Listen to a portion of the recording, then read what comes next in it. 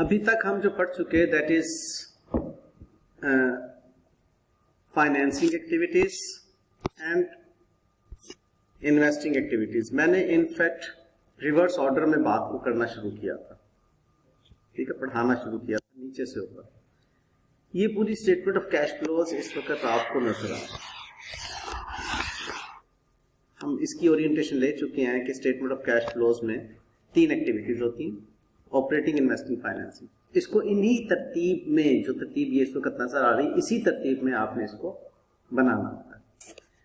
Financing activities से मुताल्लक मैंने ये बात आपको बताई कि इसमें owners equity and non current liability and short term borrowings की कैश फ्लोज को लिखा जाता है, और ये हमने बड़ा अच्छा से सीख भी लिया। इन्वेस्टिंग एक्टिविटीज में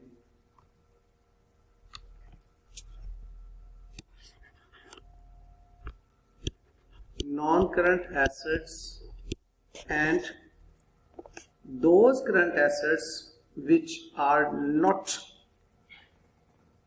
held for operations, या दूसरे लफ्जों में मैं इसको ऐसा कह सकता हूं, शॉर्ट टर्म इन्वेस्टमेंट्स जो कि नॉट कैश इक्विवेलेंट, जो कैश इक्विवेलेंट, ठीक है। अभी इसकी फर्दर मैंने आपके साथ गुफ्तगू करनी है, समझ आ जाएगी। तो mainly investing activities about non current assets, बड़ी डिटेल से कल हमने इस पर डिस्कशन कर ली थी। अब बात आ जाती है ऑपरेटिंग एक्टिविटीज की, जो हमारा आज का टॉपिक है। और operating activity is about mainly the items appearing in the statement of profit और लॉस।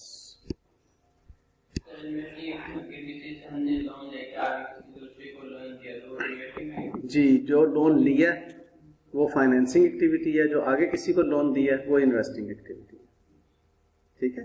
क्योंकि लोन लिया का मतलब क्या है कि आपने बोरोइंग की है। ये बड़ा अच्छा सवाल किया आपने, एक्सीलेंट। आपने बोरोइंग की है, कर्जा लिया, उस पर आप इंटरेस्ट दे रहे हैं, और वो कर्जा लेकर आपने आगे किसी को इन्वेस्ट कर दिया, कर्जा दे दिया, वो आपकी इन्वेस्टिंग एक्टिविटी है, ठीक है। देखो, इन सारी बातों में सबसे अच्छी बात यह है कि आप इसकी डबल एंट्री करना शुरू कर दो। जब लोन लिया तो क्या अकाउंटिंग एंट्री होगी? रोहा बताओ बेटा, जब लोन लिया तो क्या अकाउंटिंग एंट्री होगी? And loan liability credit. तो ये कैश का डेबिट जो है फाइनेंसिंग एक्टिविटी में चला गया, क्योंकि इसके अगेंस्ट लोन लायबिलिटी क्रेडिट हुई है। अब जब आपने किसी को एडवांस दिया या लोन दिया, अब क्या अकाउंटिंग एंट्री होगी? Advance loan, advance debit, cash credit. अभी लोन एडवांस का डेबिट जो है ये नॉन करंट एसेट है, लिहाजा इन्वेस्टिंग एक्टिविटीज में चला गया, ठीक है। तो यूं आप इसको समझेंगे। अच्छा, operating activities all about the statement of profit और लॉस। अब स्टेटमेंट ऑफ प्रॉफिट और लॉस की जब हम बात करते हैं तो हमें स्टेटमेंट ऑफ प्रॉफिट और लॉस का ये कॉन्सेप्ट क्लियर होना चाहिए 100% के स्टेटमेंट ऑफ प्रॉफिट और लॉस में कौन कौन सी इंफॉर्मेशन लिखी जाती हैं। ये हम माशाल्लाह से बचपन से बना रहे हैं, इसलिए हमें कोई इशू नहीं है स्टेटमेंट ऑफ प्रॉफिट लॉस को एनविसेज करने का, उसकी तस्वीर कशी करने का, उसको विजुअलाइज करने का हमें कोई इशू नहीं है। लेकिन मैं इस पर थोड़ी सी गुफ्तगू करना चाहूँगा, बड़ा कॉन्सेप्चुअली गुफ्तगू करना चाहूँगा। ये इंपॉर्टेंट है तो मैं गुफ्तगू कर रहा हूँ, इसलिए फुल तवज्जो दीजिएगा। बेटे जान, स्टेटमेंट ऑफ प्रॉफिट और लॉस एक्रूअल बेसिस पे बनाई जाती है, ठीक है, एक्रूअल बेसिस पे बनाई जाती है। हमने इस स्टेटमेंट ऑफ प्रॉफिट लॉस को जो एक्रूअल बेसिस पे बनाई हुई है उसको हमने कैश में कन्वर्ट करना है, तभी तो कैश फ्लो की आइटम बन सकेगी। उसके लिए अभी मैं दोबारा बोल रहा हूं, 4-5 जुमले हैं, सिर्फ तवज्जो से सुन लेंगे तो आपकी जिंदगी बन जाएगी, कैश फ्लो आसान लगना शुरू हो जाएगी। 4-5 जुमले। उसके लिए हम स्टेटमेंट ऑफ प्रॉफिट लॉस को 4 हिस्सों में तकसीम कर रहे हैं। एक हिस्सा ऑपरेशंस कहला रहा है, दूसरे हिस्से में अदर इनकम्स हैं या इंटरेस्ट एंड डिविडेंड रिसीव्ड है, तीसरे हिस्से में आपके पास इंटरेस्ट एक्सपेंस है और चौथे हिस्से में आपके पास इनकम टैक्स है। तो मेन जो हिस्सा है जो ऑपरेशंस कहलाता है, इस हिस्से से हम जो कैलकुलेट करते हैं उसको हम कहते हैं कैश जनरेटेड फ्रॉम ऑपरेशंस। इसकी मदद से हम कैलकुलेट करते हैं कैश जनरेटेड फ्रॉम ऑपरेशंस। ये हेडिंग आपको नजर, ठीक है। उसके बाद जो हमारे पास दूसरा हिस्सा है इंटरेस्ट इनकम या डिविडेंड इनकम या अदर इनकम, उसकी हम वर्किंग यहाँ पर अलग से बनाएंगे, इंटरेस्ट या डिविडेंड रिसीव्ड, ये दूसरा हिस्सा है। तीसरा हिस्सा जो है इंटरेस्ट एक्सपेंस, उसको हम इंटरेस्ट पेड की फिगर वहां से वर्कआउट करेंगे, और जो चौथा हिस्सा है इनकम टैक्स एक्सपेंस, वहां से हम इनकम टैक्स पेड की फिगर वर्कआउट करेंगे। अब ये बात आपको मालूम होना चाहिए, जो कि मैंने अभी थोड़ी देर पहले बोली थी, यहाँ पर जितनी रकमें लिखी हुई हैं वो एक्रूअल बेस लिखी हुई है, इसलिए इन सबको एक्सपेंस या इनकम कहेंगे। कैश फ्लो में जितनी भी अमाउंट्स लिखी जानी है वो एक्सपेंस या इनकम के नाम से नहीं बल्कि पेड या रिसीव्ड के नाम से लिखी जानी है। ये बहुत अहमियत की बात है अगर आपको समझ आ जाए। कैश फ्लो में इंटरेस्ट एक्सपेंस नहीं लिखा जाता बल्कि इंटरेस्ट पेड लिखा जाता है, और आपको मालूम है इंटरेस्ट एक्सपेंस में और इंटरेस्ट पेड में फर्क है। वो फर्क क्या है? एक्रूअल्स का। फॉलोड? अब मैं आपको ये यहाँ पर जस्ट मैं लिख देता हूँ इशारतन, चूंकि नीचे भी मैंने 1 2 3 लिखा हुआ था, आपको मालूम हो जाए कि 4 हिस्सों में मैंने तकसीम किया ऑपरेटिंग एक्टिविटीज को। अच्छा बेटे, अब सबसे पहली बात मैं करने जा रहा हूं कैश जनरेटेड फ्रॉम ऑपरेशंस कैसे कैलकुलेट करना। अपना तमाम का तमाम फोकस इसके ऊपर रखिए, इस एरिया पर, ये जो मैंने ब्लैक कलर का फ्रेम बनाया हुआ। बेटे जान, मुझे आप ये बताएं, इस ब्लैक कलर के फ्रेम में क्या कस्टमर से जो कैश रिसीव हुआ है उसकी फिगर मौजूद होगी? Yes sir. छुपी हुई होगी ना? कस्टमर से जो कैश रिसीव हुआ है कहां पर छुपी होगी? सेल्स के अंदर, क्योंकि सेल्स क्या रकम है? सेल्स एक्रूअल बेस्ड रकम है, ठीक है, जिसमें क्रेडिट सेल्स भी हैं। लेकिन हमने यहां से एक फिगर निकालनी है cash received from customer. Cost of good sold के अंदर हमें एक रकम छुपी हुई ढूंढनी है, कैश पेड टू सप्लायर्स, ठीक है, क्योंकि जिनसे माल खरीदा है उनको हमने कैश अदा किया। वो प्रॉफिट लॉस में तो नहीं नजर आ रही, लेकिन प्रॉफिट लॉस में मौजूद एक रकम के अंदर छुपी हुई होगी, कैश पेड टू सप्लायर्स। तीसरी बात, ये ऑपरेटिंग एक्सपेंसेस में, और चूंकि आप कॉस्ट अकाउंटिंग भी पढ़ चुके हैं, यहाँ पर कॉस्ट ऑफ गुड्स सोल्ड में भी बात सोचते हैं, डायरेक्ट लेबर, इनडायरेक्ट लेबर और एडमिनिस्ट्रेटिव सैलरीज, सेलिंग डिस्ट्रीब्यूशन की सैलरीज, यानी कि एम्प्लॉयज छुपे हुए ना इनके अंदर कॉस्ट ऑफ गुड्स सोल्ड में, ऑपरेटिंग एक्सपेंसेस में। तो जो कैश हमने पे किया होता है एम्प्लॉयज को या उनके बिहाफ पर, उनके बिहाफ पर का मतलब क्या है? आप लोगों ने शायद इनकम टैक्स में भी पढ़ा हो, प्रोविडेंट फंड आप पे करते हैं, कंट्रीब्यूशन देते हैं एम्प्लॉय के बिहाफ पर, ठीक है।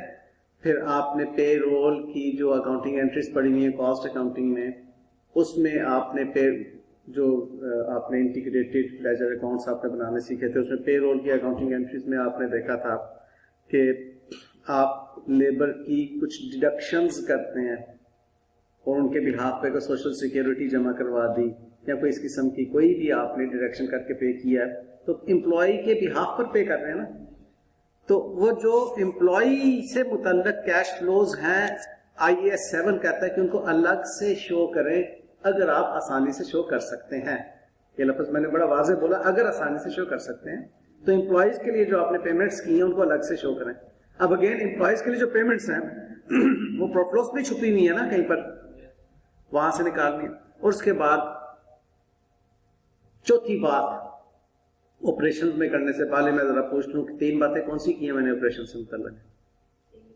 सेल्स में मौजूद, received from customer, cost of sold में मौजूद, cash paid to suppliers, and cost of sold and operating expenses में मौजूद, cash paid to and on behalf of employees. तो 3 लोग आपको याद रहने चाहिए, कस्टमर, सप्लायर्स एंड एम्प्लॉयज। ठीक है, अब कस्टमर, सप्लायर्स एंड एम्प्लॉयज के अलावा जितने भी आपके ऑपरेटिंग एक्सपेंसेस के लिए कैश आउटफ्लो हुआ होगा उनको कहते हैं ऑल अदर ऑपरेटिंग एक्सपेंसेस के लिए जो कैश आउटफ्लो होगा। तो 4 बातें होगी बेटे, इन 4 बातों को मैंने कैश जनरेटेड फ्रॉम ऑपरेशंस को वर्कआउट करने के लिए यहां पर ये वर्किंग बनाई। इसमें ये 4 बातें A, B, C and D, ठीक है। Customers, suppliers, employees and other operating expenses. आप सिर्फ अदर्स पे ध्यान रखें, एंड अदर ऑपरेटिंग। याद रहेगी ये बात? कोई रट्टे वाली बात तो नहीं है। रट्टा लगवाने को लगवाया जा सकता है इसमें, लेकिन जरूरत इसलिए नहीं है कि आपको मालूम है कि स्टेटमेंट ऑफ प्रॉफिट लॉस में सेल से लेके ऑपरेटिंग प्रॉफिट तक यही कस्टमर, सप्लायर्स, एम्प्लॉयज और ऑल अदर्स मौजूद हैं। रट्टे का रह नहीं जाता जवाब। ठीक है, ओके। अब आप लोग माशाल्लाह से इतनी अकाउंटिंग पढ़ चुके हैं। अभी पिछले दिनों मैंने आपसे कस्टमर मेमोरेंडम अकाउंट भी बनवाया था कि आपको अगर सेल्स की अमाउंट से कैश रिसीव फ्रॉम कस्टमर की फिगर को वर्कआउट करना हो तो एक मेमोरेंडम अकाउंट के जरिए से आप उसे बना सकते हैं। ठीक है, जस्ट उसको आप देख लीजिए। आपने क्या किया, आपके पास ये एक इंफॉर्मेशन गिवन है, आपने सेल्स की फिगर को सेल्स की फिगर को आपके कस्टमर अकाउंट के अंदर लेकर जाना है। ठीक है, मैंने यहां पर एक फर्जी अमाउंट्स ली हुई है जिसमें कि फर्ज कर लेते हैं सेल्स आपके पास 5000 है टोटल। इसमें मैंने क्या लिखा हुआ, कैश क्रेडिट दोनों सेल्स लिख दो। ओपनिंग डेटर्स आपके 300 हैं। अब जरा थोड़े से समझदारी के साथ, पिछले साल के 300 के डेटर्स में भी इस साल कुछ पैसे दिए होंगे, कुछ नहीं दिए होंगे, और इस साल जो आपकी टोटल सेल्स है उनमें से भी कुछ पैसे मिल गए होंगे, कुछ नहीं मिले होंगे। जो नहीं मिले पैसे वो ये हैं आपके क्लोजिंग डेटर्स। इसका मतलब, अगली बात, अब इसका मतलब या तो सारे के सारे पैसे मिल गए होंगे, या बैड हो गए होंगे, या रिटर्न हो गई होंगी, या डिस्काउंट लो हो गया होगा। तो यहां पर वो बातें लिखकर तो आप कैश कलेक्टेड फ्रॉम कस्टमर की फिगर को वर्कआउट कर सकते हैं। अब कितना भी कॉम्प्लेक्स क्यों ना सवाल हो, आपने बहुत सादा सादा इसको सोचकर कैश कलेक्टेड फ्रॉम कस्टमर की फिगर को वर्कआउट करना है। सप्लायर्स का भी मेमोरेंडम बनाया जाता है, लेकिन उसमें आपको याद होगा कि मैंने पहले कॉस्ट ऑफ गुड्स सोल्ड से परचेजेस की फिगर को वर्कआउट करना सिखाया था, क्योंकि सप्लायर्स का जो लेजर अकाउंट है वो क्रेडिटर्स के गिर्द घूमता है, परचेजेस एंड क्रेडिटर्स। हमने ओपनिंग क्रेडिटर्स का बैलेंस यहां पर लिया और यहां पर टोटल परचेजेस ले लें। अभी टोटल परचेजेस हैं, कैश क्रेडिट दोनों परचेजेस। ठीक है, ये टोटल परचेजेस कैसे ली इस तरफ मैं आपको दोबारा लेकर आऊंगा, लेकिन ये टोटल परचेजेस कैश और क्रेडिट दोनों आपकी परचेजेस हैं 3700। अब ये वो रकम थी जो टोटल आपने अदा करना थी इस साल में। साल के शुरू में 200, उसमें से कुछ अदा कर दिया होगा, हो सकता है कुछ ना अदा किया हो, और साल के दौरान में की गई परचेजेस 3700 की, कुछ अदा कर दिया होगा, कुछ नहीं किया।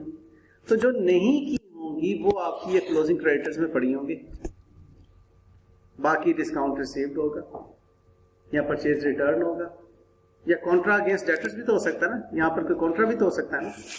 यानी कि यहाँ पर अगर मैं दो बातें मजीद लिख दूं तो मामला क्लियर हो जाएगा। एक कॉन्ट्रा अगेंस्ट क्रेडिटर्स और दूसरी परचेजेस रिटर्न। ये दो अमाउंट्स मजीद इसमें लिखी जा सकती हैं इस साइड पर। एग्रीड? और यहां पर कॉन्ट्रा अगेंस्ट क्रेडिटर्स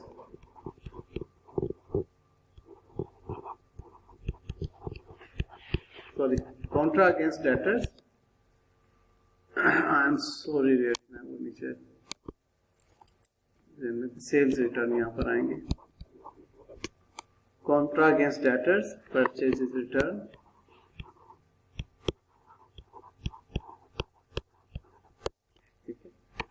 ये दो बातें मजीद इधर आपके अगर आ जाएं तो आपकी क्रेडिटर्स का अकाउंट कॉम्प्रिहेंसिवली कंप्लीट हो गया।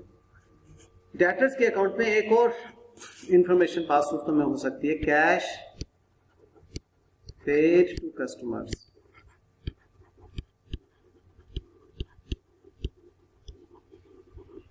आप बाज सूरतों में डेटर्स को कैश अदा भी कर रहे होते हैं, वो रिफंड का होता है। तो मैं आपको ये भी वैसे सवाल करवाया था, कोई रिफंड भी तो दे सकते हैं ना। अगर आपने डेटर्स से ज्यादा कैश रिसीव कर लिए तो आप रिफंड करेंगे तो कैश पेड टू कस्टमर ही होगा ना वो। ठीक है, तो बेटे ये दो लेजर अकाउंट्स आपको आपसे मुताल्लिक जो इंफॉर्मेशन रिक्वायर्ड थी वो दे रहे हैं। कैश पेड टू सप्लायर यहां से मिल गया और कैश रिसीव्ड फ्रॉम कस्टमर ये आपको मिल गया। सर बोलिए बेटे। Contra against creditors and Contra against debtors, इसको समझा दें काइंडली। ऐसे है कि मैं मियां अहमद फरहान आपका डेटर भी है, ठीक है, आपने मुझे सेल की हुई है, और मैं मियां अहमद फरहान आपका क्रेडिटर भी है, आपने मुझसे परचेज भी की है।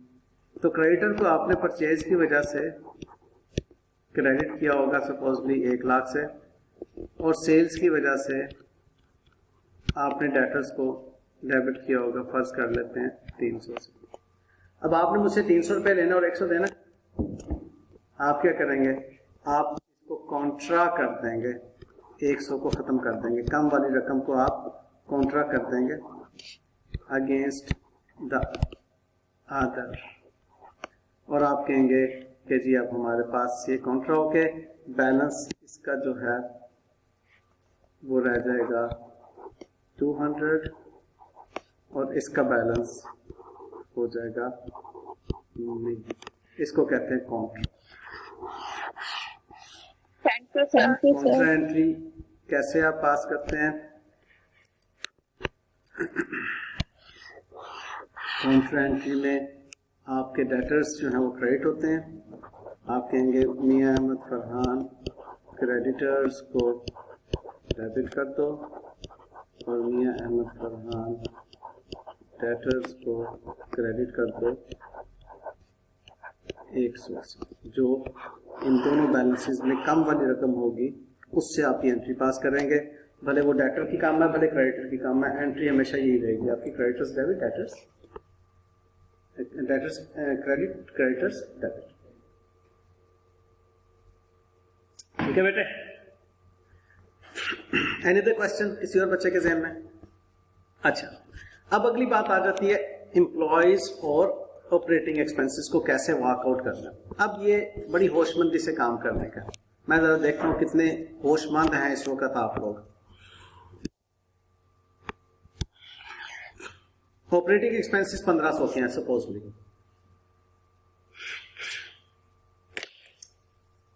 मैं आपको 2 मिनट दे रहा हूं, जितने मैक्सिमम ऑपरेटिंग एक्सपेंसेस लिख सकते हैं अपनी नोटबुक पे लिखें। 15 से कम नहीं होने चाहिए। 2 मिनट में 15 हेड्स ऑफ अकाउंट आपने लिखने हैं ऑपरेटिंग एक्सपेंसेस के। मैं रिकॉर्डिंग पॉज करता हूं, हर बच्चा लिखेगा। जी माहीन, आप बताइए कितने लिखे हैं आपने ऑपरेटिंग एक्सपेंसेस? सर 12 वाला लिख रही हैं। चलें, मुझे बताएं सबसे पहले क्या लिखा? सर रेंट, ओके, दूसरा electricity bill, selling cost, okay. Administrative expenses. मुझे बताएं आपने एक्सपेंस में कहीं पर कोई डेप्रिसिएशन या बैड डेट्स भी लिखा? No sir. आपने लिखा? आपने लिखा? नहीं, सिर्फ रूहा ने लिखा। अरूज ने लिखा बैड डेट्स या डेप्रिसिएशन?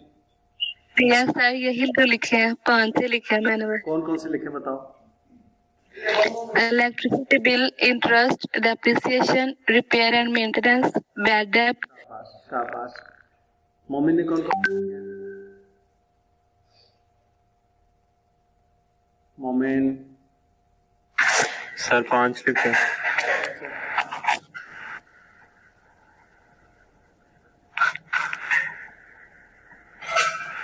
ये बड़ी इंपॉर्टेंट एक्सरसाइज करवा लो, भले आप कह रहे हैं कि सब बच्चों वाला काम करवा रहे हैं इनसे। बहुत इंपॉर्टेंट एक्सरसाइज है। यूटिलिटीज, शाबाश। इलेक्ट्रिसिटी बिल या आपके जो। अच्छा, अब जरा इस एक्सरसाइज की तरफ देखें, मैं क्या काम करवा रहा था आपसे। मैंने आपसे आइडेंटिफाई करवाए कुछ ऑपरेटिंग एक्सपेंसेस, आपने लिखे फॉर एग्जांपल रिपेयर मेंटेनेंस। इसके लिए क्या बेसिक अकाउंटिंग एंट्री क्या है? Repair expense debit and cash credit, ये बेसिक अकाउंटिंग एंट्री है। उसके बाद आपने फर्ज कर लें सैलरीज लिखा, सैलरीज एक्सपेंस डेबिट। मैं दोबारा बोल रहा हूं, मेरी इस बात को गैर अहम ना समझना, बहुत इंपॉर्टेंट बात समझाने जा रहा हूं इसमें। कैश क्रेडिट, फिर आपने एक एक्सपेंस लिख दिया depreciation, depreciation expense debit. Credit क्या होता है इसमें? एक्यूमुलेटेड, शाबाश, एक्यूमुलेटेड डेप्रीसिएशन क्रेडिट। फिर आपने फर्ज कर लें बैड डेट्स लिख दिया, बैड डेट्स एक्सपेंस डेबिट के अगेंस्ट क्रेडिट क्या होता है? शाबाश। यहाँ तो डेटर्स क्रेडिट होते हैं, इसके अलावा कुछ और भी क्रेडिट होता है। Provision for bad debt. शाबाश। अगर वो डाउटफुल हो वो भी बैड डेट्स एक्सपेंस को डेबिट होते हैं, बैड डेट एक्सपेंस को डेबिट होते हैं और क्रेडिट होते हैं। प्रोविजन फॉर डाउटफुल डेट,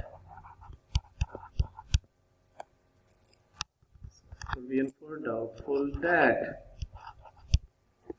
ठीक है। अब ये तमाम एक्सपेंसेस आपके ऑपरेटिंग एक्सपेंसेस में मौजूद ऐसे ही, और इससे मिलते जुलते और भी बेशुमार। बैड डेट उसको आप ट्रीट कर चुके हुए होते हैं कस्टमर मेमोरेंडम में।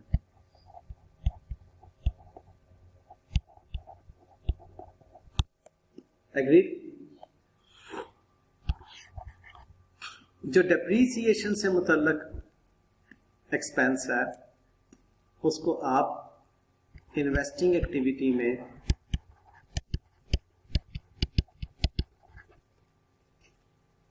अकाउंट फॉर कर चुके हुए हैं। उसकी अकाउंटिंग इन्वेस्टिंग एक्टिविटी में आप क्यों करते हैं? क्योंकि वहां से आपने एक फिगर लेना होती है एक्यूमुलेटेड डेप्रिसिएशन की, और एक्यूमुलेटेड डेप्रिसिएशन ने प्रॉपर्टी प्लांट इक्विपमेंट माइनस होना होता है, और प्रॉपर्टी प्लांट इक्विपमेंट ने आपको अल्टीमेटली कैश इनफ्लो आउटफ्लो की फिगर देना होती है। ठीक है, तो इसका ट्रीटमेंट वहाँ पे हो चुका हुआ है। बाकी जो एक्सपेंसेस हैं उनको हम कह सकते हैं कैश बेस्ड ऑपरेटिंग एक्सपेंसेस। इनके लिए मैं लफ्ज़ इस्तेमाल कर सकता हूँ कैश बेस्ड ऑपरेटिंग एक्सपेंसेस।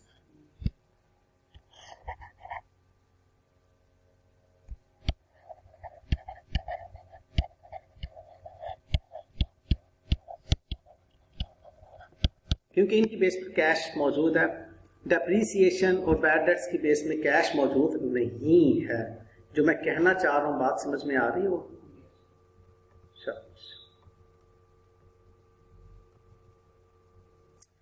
तो हमने आइडेंटिफाई अब करना है कैश बेस्ड एक्सपेंसेस को आइडेंटिफाई करना है। तो उसके लिए तवज्जो में रहिएगा प्लीज। उसके लिए जो टोटल ऑपरेटिंग एक्सपेंसेस मेरे होंगे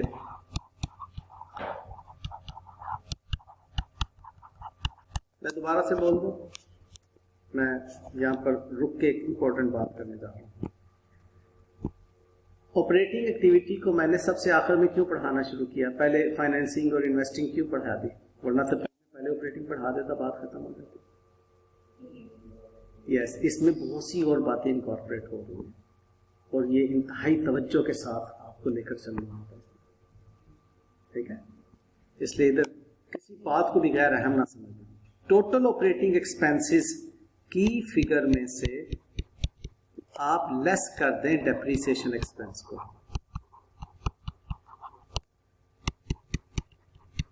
अब जब मैं डेप्रीसिएशन कह रहा हूं तो इसमें इंपेयरमेंट भी तो आ जाएगी ना, और इसके अंदर अमोर्टाइजेशन भी आ जाएगी वो इंटेंजिबल एसेट्स की,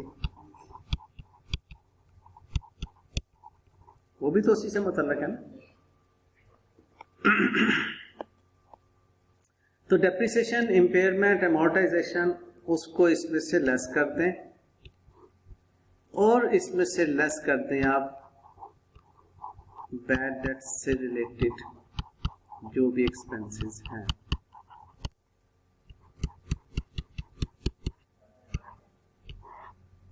तो ये अब कहां पर आकर पहुंचेंगे? आप कैश बेस्ड एक्सपेंसेस पर आके रुकेंगे, कैश बेस्ड ऑपरेटिंग एक्सपेंसेस।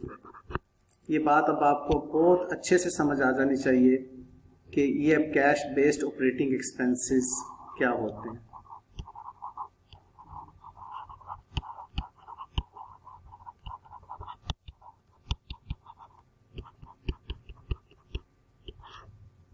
और ये बात भी आपको अच्छे से समझ आ जानी चाहिए कि मैंने क्यों डेप्रिसिएशन और बैड डेट्स को माइनस किया इसमें से।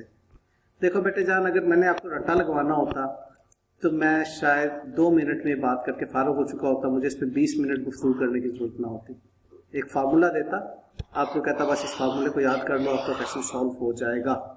और ये मेरे एंड पर एक बेईमानी होती है, बात से बहुत वाज़ेह अल्फाज में बोल रही हूँ, मेरे एंड पर भी बेईमानी होती है ना। टीचर बेईमानी क्या करता है? कॉन्सेप्ट दिए बगैर रट्टा लगवा के बात खत्म करते हैं, मजे की बात नहीं। क्योंकि कल को आप चार्टर्ड अकाउंटेंट हो, आप कैसे उस बात के ऊपर जो अपनी कंसल्टिंग चला सकोगे? ठीक है, आपको मालूम होना चाहिए कि कैश बेस्ड एक्सपेंसेस को वर्कआउट करने के बाद अब इसको आपने फिल्टर से गुजारना है। कौन से फिल्टर से? एक्रूअल्स के फिल्टर से। अब मैं जो काम करने जा रहा हूं, जरा इस काम को देखिएगा। आपने बचपन में काम सीखा हुआ है कि कैश पेड फॉर एक्सपेंस आपको जो दिया जाता था उसमें आप प्लस करते थे क्लोजिंग ओइंग, यस, और लेस करते थे ओपनिंग ओइंग। उसमें आप माइनस करते थे ओपनिंग एडवांस, और उसमें आई एम सॉरी प्लस करते थे, और माइनस करते थे आप क्लोजिंग एडवांस। तो आपके पास जो फिगर आ जाती थी उस फिगर को आप क्या कहते थे कि हमारा एक्सपेंस है जो कि ऑपरेटिंग एक्सपेंस के तौर पे प्रॉफिट लॉस में लिखा जाएगा। जी बेटे जान, वो नेक्स्ट ईयर करेंगे।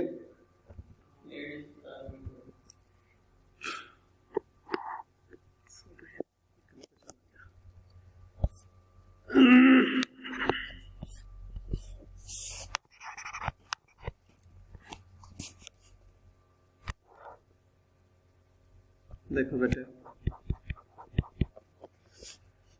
Expense paid for the year की अकाउंटिंग एंट्री मुझे बताइए।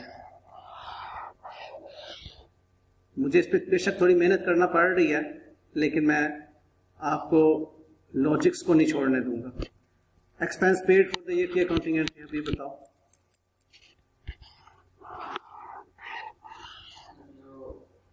क्या हो गया यार, सादा सी बात है। Expense paid, salaries paid during the year accounting entry. Salaries मुन्ने क्या हो गया अभी? सादा, रिलैक्स हो जाओ, पहले लंबा सा सांस लो, रिलैक्स हो। आपने रिपेयर के पैसे दिए हैं, क्या अकाउंटिंग एंट्री करो? रिपेयर डेबिट कैश क्रेडिट, ठीक है। आपने तनख्वाह दी है, सैलरी, क्या अकाउंटिंग एंट्री करोगे? कैश क्रेडिट, बचपन में ही पढ़ा हुआ है ना। आपने बिजली का बिल पे किया, क्या अकाउंटिंग एंट्री करोगे? ठीक है, बिजली का बिल डेबिट कैश क्रेडिट, ठीक है ना बेटे। तो अब जरा ये देखो, यहाँ पर मैंने ये फिगर लिखी, ये बिजली का बिल फर्ज कर लो है या रिपेयर है। अब मुझे बताओ, बिजली का बिल आपने दिया 11 महीनों का, 12वें महीने का बिजली का बिल नहीं दिया, उसकी क्या अकाउंटिंग एंट्री करोगे? सब तो एक्सपेंस के अंदर उसको ऐड करोगे ना। अब ये कौन सा बिजली का बिल है जो कि आपने अगले साल अदा करना है, लेकिन है तो इस साल का ना, तो ऐड करोगे इस साल के बिजली के बिल के अंदर या नहीं करोगे? फॉलो किया बात? तो क्लोजिंग डेट पर जो ओ कर रहे होते हैं आप एक्सपेंस, वो ऐड करते हैं। अब अगर आपको पता चले कि आपने बिजली का बिल 3 दिनों का एडवांस में दे दी, गवर्नमेंट ने कहा था कि 3 दिनों का एडवांस में बिल दो, गवर्नमेंट को पैसों की जरूरत है, ऐसा हो सकता है कि नहीं हो सकता? अगर गवर्नमेंट कहे कि ऑन एवरेज आपका जो बिल आता है 10-10 हज़ार, सपोजली हमें पैसों की सख्त जरूरत है, हम अपील करते हैं कि हर बंदा 30-30 हज़ार रुपया गवर्नमेंट को एडवांस में दे दे, ताकि गवर्नमेंट जो है अपना कर्जा अदा कर ले। हम पाकिस्तानी, हमने कहा ठीक है जी, हम 3 महीनों का एडवांस में पैसे दे देते हैं, आप अपनी कैश फ्लो सीधी कर लें। लेकिन अकाउंटेंट जब एक्सपेंस में डेबिट करेगा तो गलत करेगा ना, वो इस साल का तो एक्सपेंस नहीं है। अब आपने एक्सपेंस को क्रेडिट करना है, यानी कि एक्सपेंस में से माइनस करना है, और प्रीपेड को डेबिट करना है ना। तो एक्सपेंस को क्रेडिट करने का मतलब एक्सपेंस, क्लोजिंग एडवांस को एक्सपेंस में से माइनस करना है ना। अब मुझे बताओ, सिर्फ ये 3 हाईलाइट्स बचपन में एक्रूअल्स पढ़ी थी हमने कि नहीं पढ़ी? ये वही वाली बात कर रहा हूँ मैं, कोई आज नई बात तो नहीं कर रहा मैं, कैश फ्लो स्टेटमेंट पढ़ूंगा। अब मुझे एक और बात बताओ, मैं सिर्फ इन 2 के ऊपर रुकता हूं। फर्ज कर लें 400 रुपया पे किया, 100 रुपया इसमें जो है वो होंगे क्लोजिंग डेट पे, और 50 रुपये जो है इसमें एडवांस है। मुझे बताओ क्या फिगर आती है? 400, 500 और ये 450 आती है। अब मैं अगली बात करने जा रहा हूं, इंतहाई तवज्जो में रहिएगा। मुझे ये बातें करने में टाइम नहीं लगना चाहिए, क्योंकि ये बड़े सादा सादा बातें आपने पहले भी पढ़ी हुई हैं, और इनमें सादा मैथमेटिक्स है, कोई कॉम्प्लेक्स मैथमेटिक्स नहीं है। लेकिन फिर भी मुझे मजबूरन इसलिए करना पड़ता है कि आप लोगों के दिमाग कहीं और होते हैं, तवज्जो नहीं होती। अब मैं जो बात करने जा रहा हूं वो देखना। मैंने ये 400 मिटा दिया। अब क्वेश्चन में आपको जो इंफॉर्मेशन दी हुई है वो ये दी हुई है, और आपने जो मालूम करनी है वो ये मालूम करनी है, कैश पेड की फिगर मालूम करनी है। कैसे करेंगे? यहां पे रिवर्स वर्किंग करना होगी, ठीक है, क्योंकि सिनेरियो जो होगा आपको एक्सपेंस प्रॉफिट लॉस का दिया होगा, एक्सपेंस कैश बेस्ड एक्सपेंस आपने जो निकाला प्रॉफिट लॉस में से निकाली। ये फिगर आपने कहां से निकाली है? ये आपने स्टेटमेंट ऑफ प्रॉफिट लॉस से ये फिगर निकाली। 450 आपको वहां से मिल गई स्टेटमेंट ऑफ प्रॉफिट लॉस से, ये फिगर आपको मिल गई 450 की। अब वो 450 की जो फिगर मिली वो तो एक्रूअल उसमें एडजस्ट हो चुकी हुई थी, ठीक है ना, उसमें तो एक्रूअल्स मौजूद थी। आपने एक्सपेंसेस को कैश में कन्वर्ट करना है, ये है कॉन्सेप्ट। तो अब आप रिवर्स वर्किंग करेंगे इसकी। तो वो रिवर्स वर्किंग क्या है? 450 50 माइनस होने के बाद आया, अगर ना माइनस होता तो वो क्या होता? 500 500 100 ऐड होने के बाद आया, अगर वो ना होता तो क्या होता? 400। तो रिवर्स वर्किंग में हम क्या करते हैं? माइनस को प्लस और प्लस को माइनस करते हैं, तो हमारे पास रिजल्ट आता है। तो मुश्किल बात तो नहीं की मैंने आपसे? माहीन बताओ बेटा, समझ आइए? Yes sir. ठीक है, तो मैंने इस वक्त जो इंतहाई अहम बात की है यस सर। मैं पर्पल इंक से फ्रेम करने जा रहा हूं। इस बात को तवज्जो दीजिएगा। ये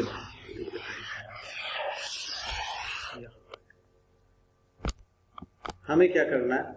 हमें पहले अपनी ऑपरेटिंग एक्सपेंसेस में जो मौजूद सैलरीज और रिपेयर, इनको हमने कहना है कि ये हमारी कैश बेस्ड एक्सपेंसेस है। उसके लिए हमने उसमें डेप्रिसिएशन को शंट आउट करना है, बाहर धकेलना है, बैड डेट्स को बाहर धकेलना है, ठीक है।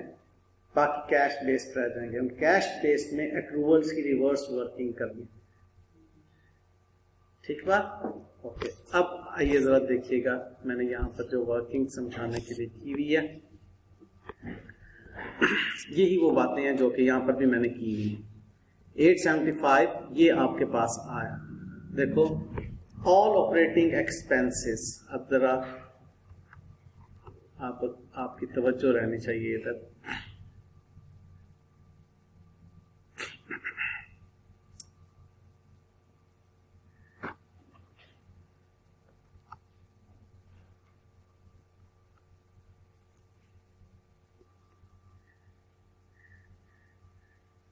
हमने cash paid for operating expenses की फिगर लेना होती है यहां पर, ठीक है। तो हम क्या करते हैं,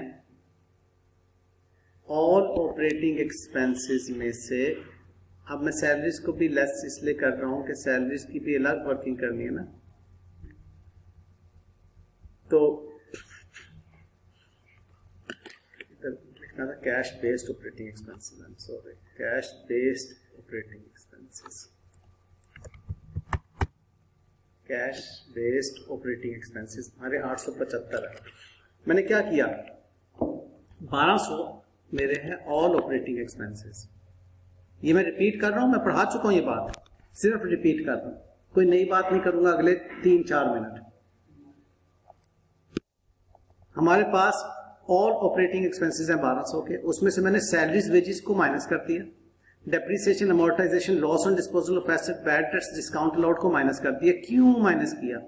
क्योंकि सैलरीज का कैश फ्लो मैंने अलग से शो करना है, cash paid to and on behalf of employees, इसलिए मैंने अलग कर दिया। मैं असल में ऑल अदर्स लेना चाह रहा हूं। तो cash based operating expenses other than salaries मेरे 875 के आए।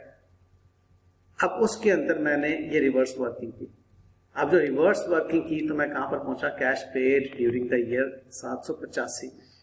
ये 785 की फिगर मुझे चाहिए थी दरअसल, और सैलरीज को मैंने अलग से ट्रीट करना है।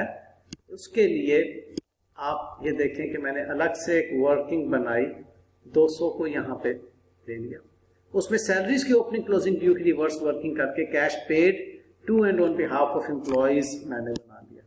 ये कैश पेड एम्प्लॉइज के लिए है, कैश पेड एम्प्लॉइज के लिए।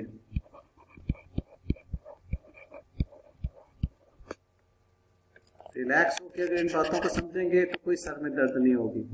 अगर रिलैक्स होकर नहीं समझेंगे, रट्टा लगाएंगे, तो आप कहेंगे यार ये तो मैं कमाल परेशानी का शिकार हो गया। आपने क्या किया, आपने सैलरीज एक्सपेंसेस की फिगर जो यहां पर थी उसको अलग से निकाल लिया और उन सैलरीज एक्सपेंसेस की फिगर के अंदर एक्रूअल्स की एडजस्टमेंट की आपने, रिवर्स एडजस्टमेंट। ठीक है, वो रिवर्स एडजस्टमेंट जो है वो आपको cash paid to and on behalf of employees की फिगर देगी।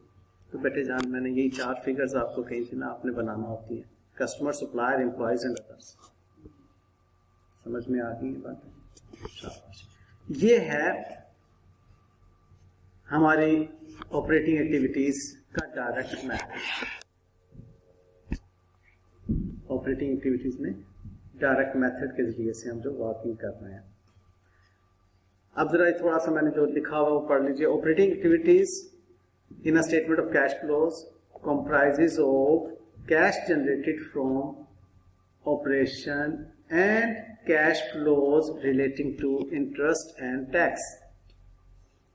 Cash generated from operations include cash from sales less the cash payment to suppliers and for other operating expenses including employees. This section may be prepared under indirect method or the direct method. ये वाला section cash generated from operations का section जो है वो indirect और direct method के तहत बनाया जा सकता है। Net cash from operating activities includes the cash generated from operations and interest received less interest paid and tax paid। 4 बातें आ गई। Number 1 cash generated from operations, number 2 interest received, number 3 interest paid and number 4 tax paid। यहाँ पर interest के साथ dividend मैंने नहीं लिखा हुआ, वो डिविडेंड भी लिख दिया जाए तो कोई हर्ज नहीं। Interest and dividend received, interest and dividend paid. नहीं बेटा, ये सारी बातें मैंने आपके साथ कर ली हैं। अब मैं बात को आगे लेकर चल रहा हूं एक एग्जांपल आपके साथ सॉल्व करने के लिए। तवज्जो में रहिएगा। तो इस क्वेश्चन जी बेटा, इस क्वेश्चन